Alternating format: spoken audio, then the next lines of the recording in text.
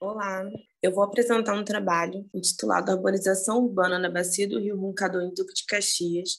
Eu sou a Thaís dos Santos Costa, graduanda de Arquitetura e Urbanismo na Universidade Federal do Rio de Janeiro. E esse trabalho foi elaborado, além de mim, pelo professor Jorge Nassar Fleury da Fonseca, professor doutor da UFRJ, e pela Samanta Monteiro Silva, aluna graduanda de Arquitetura e Urbanismo, também pela UFRJ. O nosso trabalho está inserido no eixo temático de cidades sustentáveis e nós fazemos parte do Laboratório de Estudos de Águas Urbanas, incluído no programa de pós-graduação de urbanismo da Universidade Federal do Rio de Janeiro. O crescimento populacional e a crescente demanda por espaços úteis para ocupação tem se mostrado cada vez mais uma preocupação no pensamento e na estruturação das áreas urbanas. As relações econômicas e a lógica de mercado induzem os habitantes à busca de locais de moradia cada vez mais próximos das áreas de trabalho, ocasionando um inchaço das regiões centrais das grandes cidades, onde se acumulam as principais oportunidades e demandas, e também a expansão para as áreas periféricas adjacentes, configurando aquilo que se entende por expansão urbana. Segundo dados apresentados pela Organização das Nações Unidas em 2019,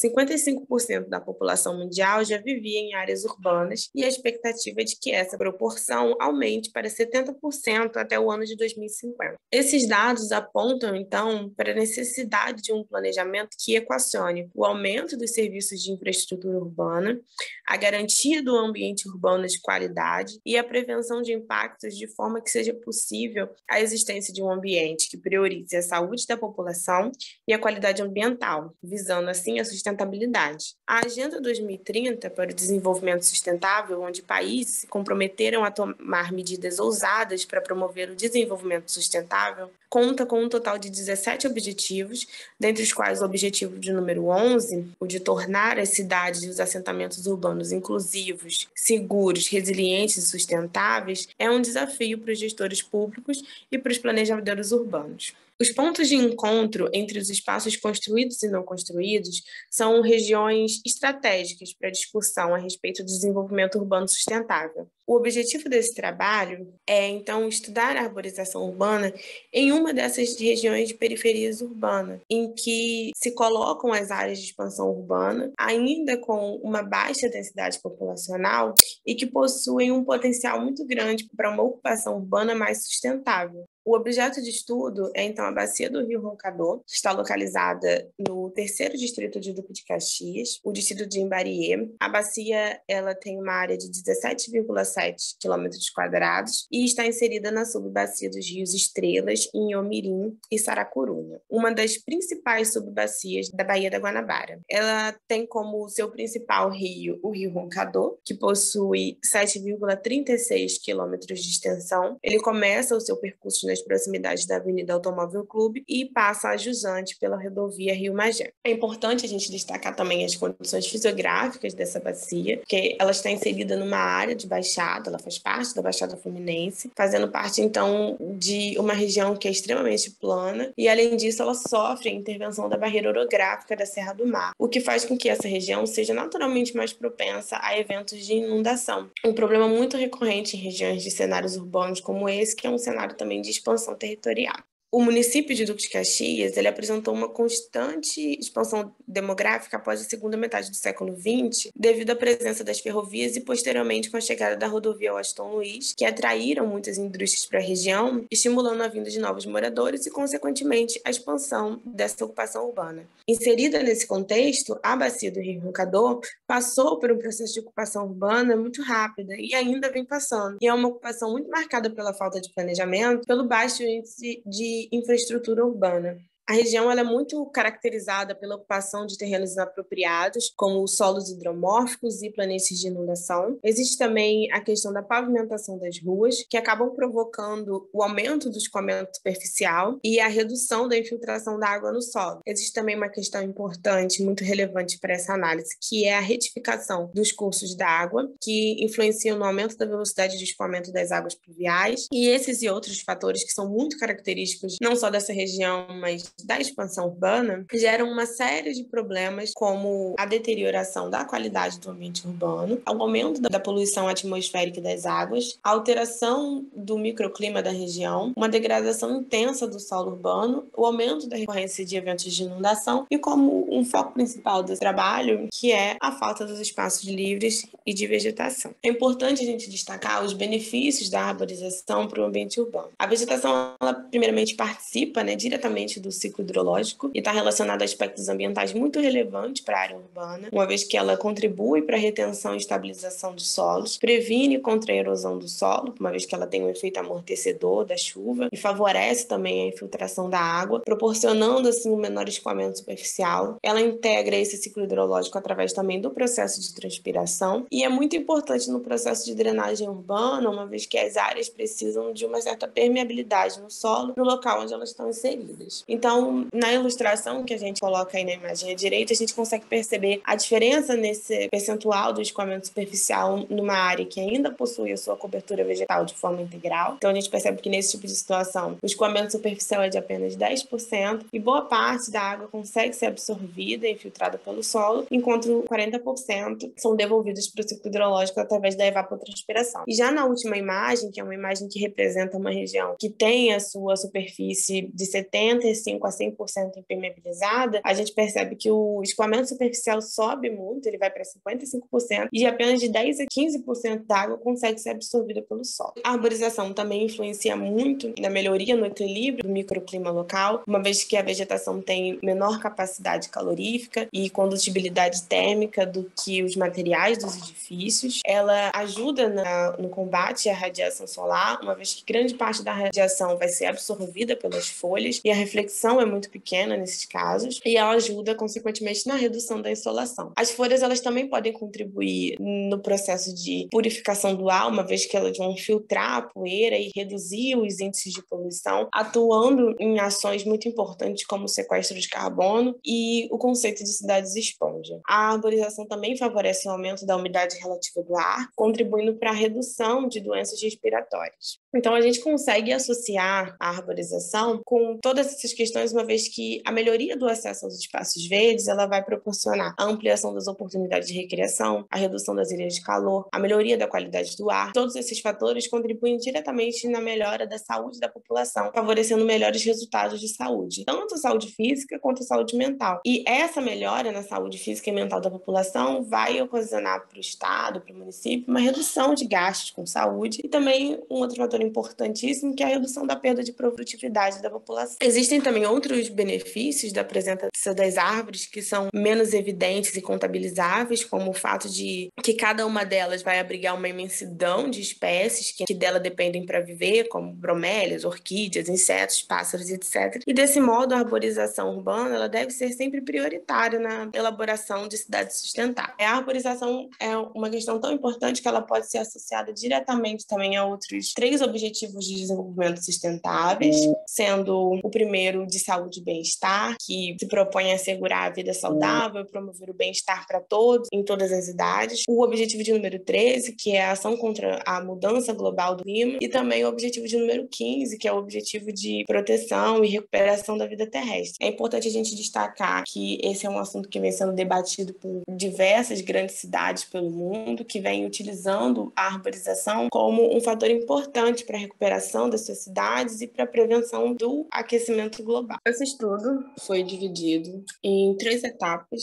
onde primeiro nós fizemos uma análise socioeconômica do local para fazer um diagnóstico preliminar. Então, nós analisamos densidade demográfica, distribuição de renda, acesso a serviços básicos, para que nós pudéssemos, então, ter um diagnóstico inicial dessa região. As fases que serão apresentadas nesse trabalho serão as 2 fases subsequentes, que foram a análise ambiental, com análise de temperatura de superfície e mudanças de uso do solo, e a etapa de análise das condições de arborização, que foram feitas a partir de mapeamentos, uma análise quantitativa, análise de suportes urbanísticos e uma seleção de um índice para que pudéssemos comparar a realidade com o ideal. A respeito das temperaturas de superfície, é importante a gente entender a relação entre a expansão urbana e as temperaturas de superfície. Então, é possível analisar nos mapas apresentados uma relação direta entre a temperatura e a arborização. As áreas onde existe maior número, maior quantitativo de vegetação, elas apresentam temperaturas muito mais baixas do que as áreas que são mais densamente urbanizadas, onde as temperaturas de superfície tendem a ser mais altas. Então, os mapas, eles mostram a relação entre a área verde e as temperaturas das regiões metropolitanas do Rio de Janeiro, à direita, e de São Paulo, na imagem da esquerda. E as áreas com mais massas verdes apresentam essas temperaturas mais baixas, e as partes com pouca vegetação, as temperaturas se elevam. Na nossa região de recorte, nós então nos propusemos a fazer essa análise da temperatura de superfície, onde a gente consegue perceber que o mapa de densidade populacional se rebate muito no mapa de análise das temperaturas de superfície. As regiões que são mais densamente ocupadas pela população, elas tendem a ter temperaturas de superfície muito mais altas, até 6 graus mais altas do que as regiões arborizadas. De acordo com Neves et al., em Duque de Caxias, entre 2007 e 2016, a gente consegue perceber uma tendência de expansão da malha urbana de forma muito densa sobre as áreas de vegetação rasteira, principalmente no segundo e no terceiro distrito, contabilizando um total de 42,9 km² de expansão de área urbana nessas regiões. Então, a gente destacou no mapa a região do terceiro distrito, mais precisamente a região do recorte da nossa bacia, e a gente consegue perceber que no ano de 2017, o quantitativo de vegetação rasteira, a mancha da vegetação rasteira era muito maior. E em 2016 já havia ocorrido uma expansão, um alastramento muito grande da mancha de ocupação urbana. Então, nesse segundo mapa, a gente consegue ver quais foram os tipos de cobertura que mais mudaram para o solo urbano. Então, a vegetação rasteira foi a que mais perdeu espaço por solo urbano. Em segundo lugar, foi a vegetação densa. E, por último lugar, as regiões de solo exposto. Então, para essa última fase da análise das condições de arborização, nós nos dedicamos a fazer um levantamento das condições de arborização nesse território e suas implicações na qualidade de vida dos moradores da região. Então, nós fizemos uma análise quantitativa e também analisamos a adequação aos planos de arborização. Para fazer a avaliação da situação da bacia do Rio Roncador, nós fizemos um levantamento da arborização por meio do mapeamento, utilizando um sistema de informação geográfica a partir do software CtrlGIS. Esse levantamento se realizou, em sua maior parte, em loco, mas após o início da pandemia, ele se deu através exclusivamente das fotos de satélite. E nesse mapeamento, nós podemos quantificar um total de 706 árvores, onde 534 estavam localizadas nas calçadas e 172 árvores estavam concentradas apenas em uma avenida, que é a Avenida Automóvel Clube.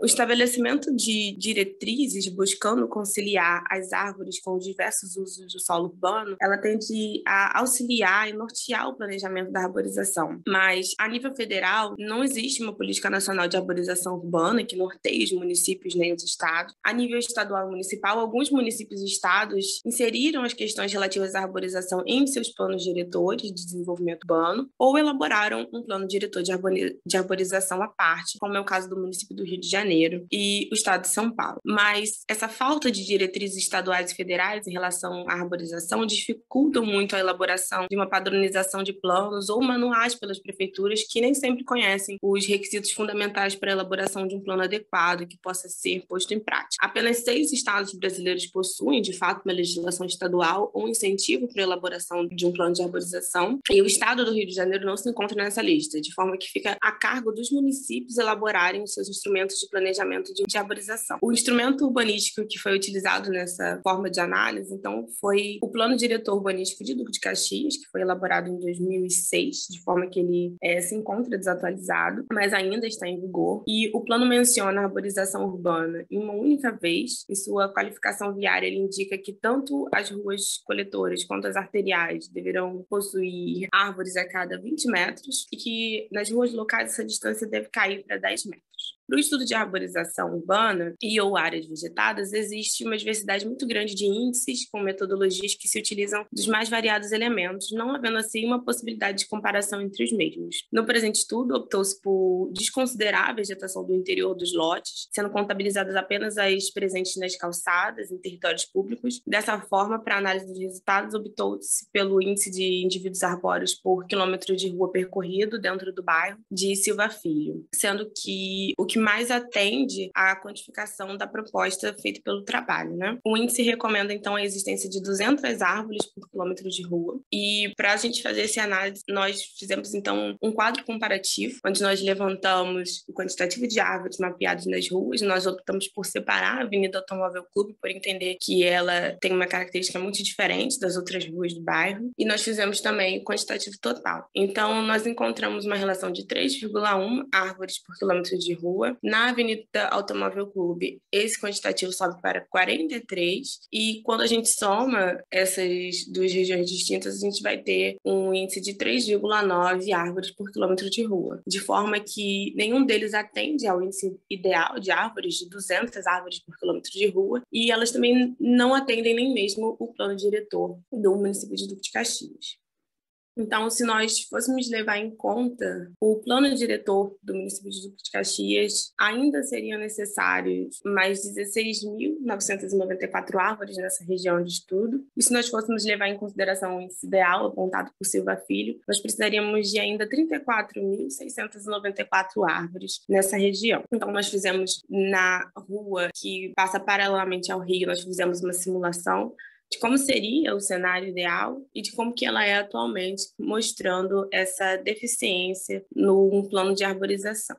Durante a pesquisa, nós também analisamos anteriormente dados como renda, densidade populacional, coleta de lixo, acesso à água, e chegamos à conclusão de que a bacia apresenta uma população, em sua maioria, de baixa renda. A densidade populacional tende a aumentar nas áreas que margeiam o Rio Roncador. A região não possui um sistema de coleta e tratamento de esgoto adequado. O abastecimento de água é feito, em maior parte, por poços ou nascentes, e apesar de dados do IBGE indicarem que a região possui uma rede de coleta de lixo satisfatória, isso não foi constatado durante a pesquisa de campo. Os achados, então, indicam um cenário onde as características de arborização das ruas só reforçam um baixo índice de bem-estar urbano, mas apesar das dificuldades decorrentes das necessidades de investimento público na implementação de um plano de arborização e da existência de áreas com condições precárias de arruamento, o traçado urbano e o estágio atual do desenvolvimento urbano dessa região permitem ainda o desenvolvimento de um projeto adequado de arborização.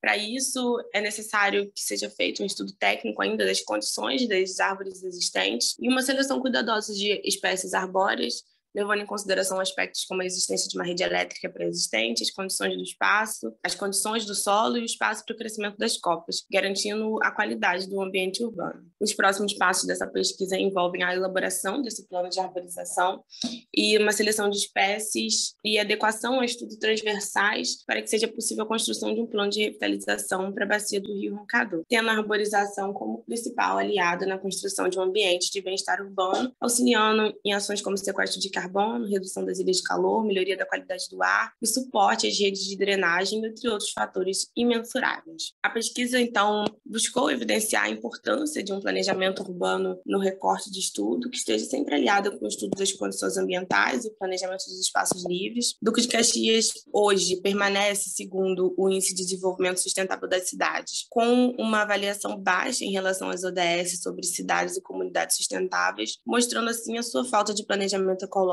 e sustentável. Como citado por esse estudo, Duque de Caxias enfrenta altas temperaturas em dias quentes, que poderiam ser atenuadas caso houvesse um crescimento do planejamento do seu corpo arbóreo urbano. A arborização urbana é um grande fator colaborador aos ODS, sendo esta uma valiosa ferramenta para o alcance das cidades mais habitáveis e resilientes. Entendendo assim que esse tema tem se tornado central graças ao incentivo dos ODS da ONU e da crescente alta nas temperaturas decorrentes das mudanças climáticas, o planejamento das cidades precisa adotar medidas para enfrentar o problema, combatendo as ilhas de calor, e a arborização é um instrumento central nesse planejamento, visando um espaço de vida mais saudável e mais confortável para a população. Nós agradecemos a oportunidade e deixamos aqui também o nosso contato para caso queiram saber mais a respeito da nossa pesquisa. É isso, obrigada.